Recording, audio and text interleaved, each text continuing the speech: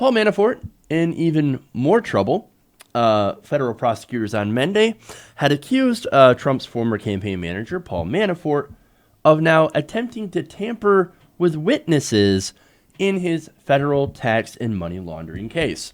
So that, of course, is what the case that Mueller is pursuing against Paul Manafort in the attempts to get him to flip on Donald Trump. Now, in court documents, prosecutors working for the special counsel, Robert Mueller, said that Manafort had violated the terms of his release by attempting to, while he was under house arrest, tamper with witnesses in his trial. Now, or I should say before his trial starts. Now, because of that violation, Mueller is actually asking for a judge to revise his terms of his release or send him to jail until he goes to trial, which, of course, this would be possibly used against him. Now, Manafort, of course, is accused of violating federal lobbying, tax, and money laundering laws as part of a scheme in which he lobbied for a pro-Russian party in Ukraine. Now, the money that he had, that he made from doing that lobbying, he ended up hiding a lot in foreign bank accounts. And then, of course, he used a lot of the money he alleged to have laundered to buy like fancy suits and shit. So this guy seems to be in a little bit of trouble. Now, what happened?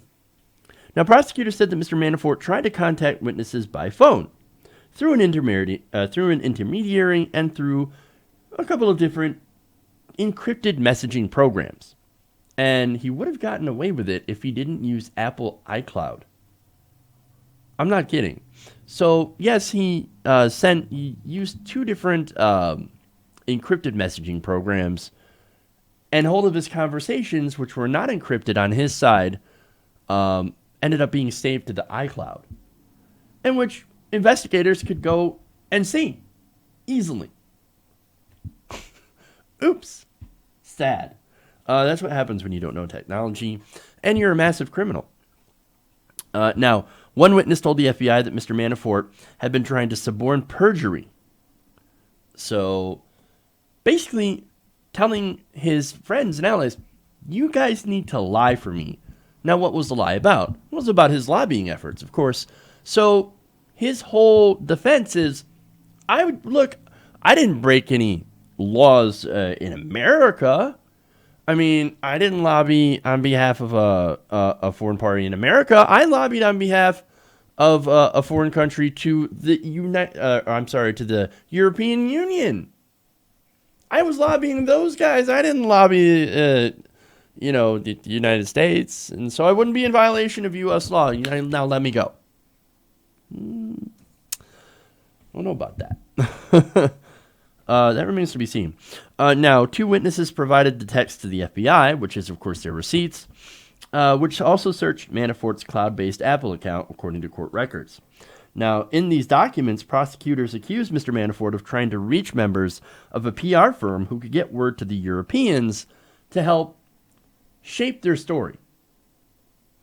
So, no, we got to shape our story, guys. Really? Well, that's interesting. Because if what you were saying is true, if you weren't lobbying on behalf of a pro-Russian Ukrainian party in America, then why would you need to shape your story? If what you're saying is true, you don't need to do that. Which, of course, leads to the possibility that what he is saying is false and that he completely 100% did it. Now, according to the FBI, according to one of the PR officials, who was a witness in court documents, they said they should say their lobbying and public relations work was exclusively in Europe.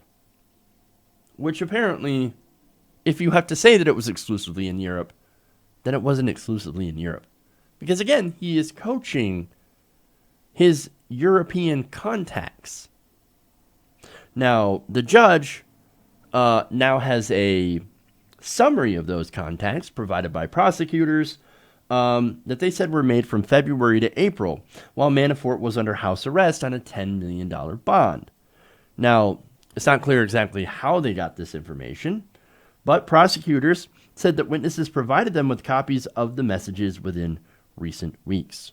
So, actually, what I meant to say is that it's not clear how they actually learned about the communications, but once they had learned, they found these witnesses that were willing to come forward with these text messages. So, look, overall, this is terrible news for Paul Manafort. I mean, look, one of the things that he's accused of is money laundering, right? Money laundering over $18 million that he spent on suits, houses, and rugs. Damn, those must have been some nice rugs. $18 million. What the hell? No, they've got the messages. He is screwed. He's trying to tamper with evidence, with witnesses, in order to shape their defense. If you're not guilty, why would you have to do that? Now, let me give you one of those messages, by the way. Basically, P, which is, of course, stands for Paul, wants to give him a quick summary that he says to everybody, which is true, that our friends never lobbied in the U.S. and the purpose of the program was EU. This is an intermediary writing in a February 28th WhatsApp message. So that's the defense saying, no, we didn't lobby America. Well, prosecutors believe otherwise.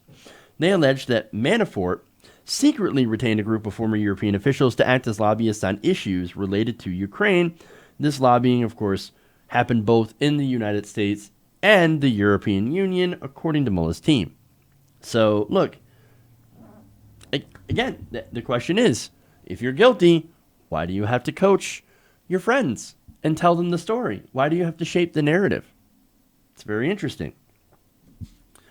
Look, again, so